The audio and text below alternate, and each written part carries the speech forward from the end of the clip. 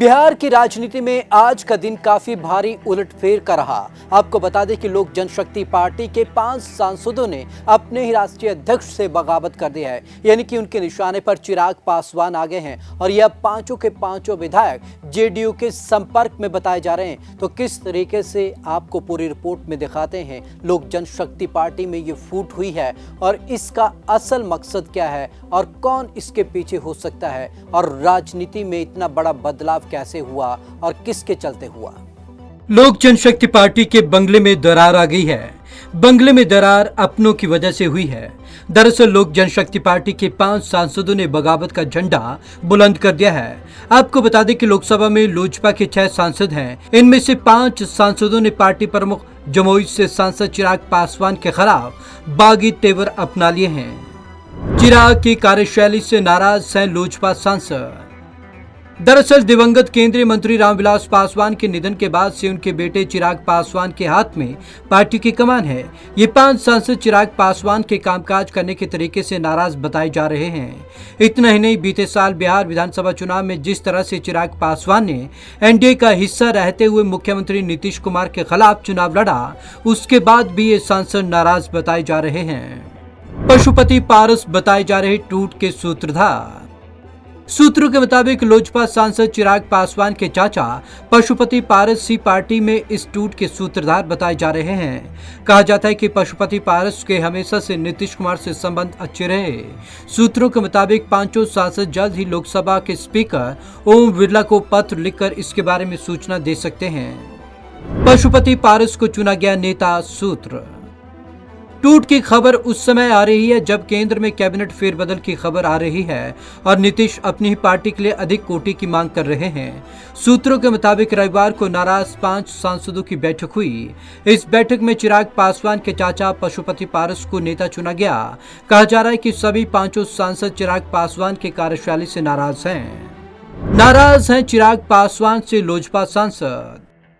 सूत्रों के मुताबिक सोमवार शाम 3 बजे लोकसभा स्पीकर के साथ लोजपा से नाराज गुट की मीटिंग हुई। इस मीटिंग के दौरान लोजपा का नाराज गुट पार्टी पर अपना दावा ठोकेगा, जिसके बाद सभी के जेडीयू में शामिल होने की संभावना जताई जा रही है। आज पार्टी के जिन 5 सांसदों ने चिराग से अलग होने का फैसला लिया है, इनमें पशुपति पारस, प्रिंस, महबूब अली कैसर, वीणा देवी और चंदन सिंह शामिल हैं। अब चिराग पार्टी में अकेले ही रह गए हैं। बिहार विधानसभा में शून्य पर है लोजपा। बिहार में एनडीए गठबंधन से अलग होकर चुनाव लड़ने वाली लोजपा को बिहार विधानसभा में केवल एक ही सीट पाई थी। बाद में लोजपा विधायक राजकुमार सिंह जेडीयू में शामिल हो गए। अब लोजपा का बिहार विधानसभा या विधान परिषद में कोई विधायक नहीं है।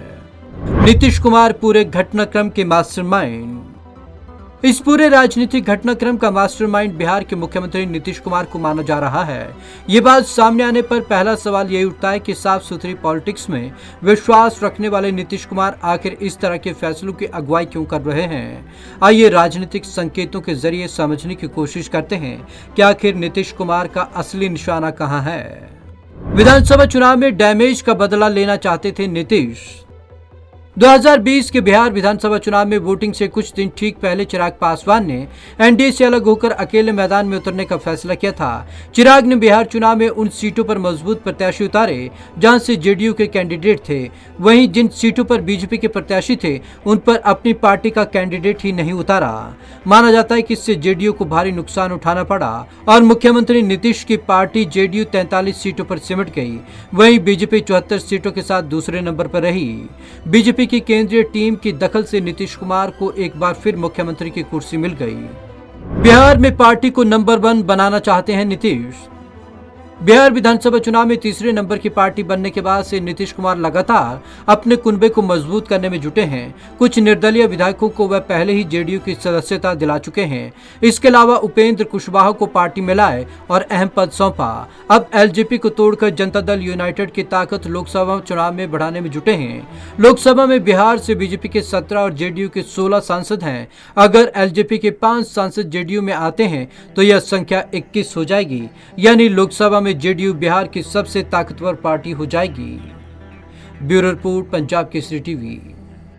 लोक जनशक्ति पार्टी के संस्थापक रामविलास पासवान के निधन को अभी 1 साल भी नहीं हुआ, लेकिन पार्टी टूटकर बिखर कर तिनका तिनका हो गई है। आपको बता दें कि यहां पर चिराग पासवान दिल्ली अपने चाचा से मिलने पहुंचे हैं, लेकिन उन्हें गाड़ी में ही इंतजार करना पड़ा। उनके चाचा उनसे नहीं मिल रहे हैं। कहीं ना कहीं राजनीति में बड़ा सवाल यहां पर उठ रहा है कि बिहार की राजनीति आखिरकार में क्या करवट लेगी आने वाले समय में।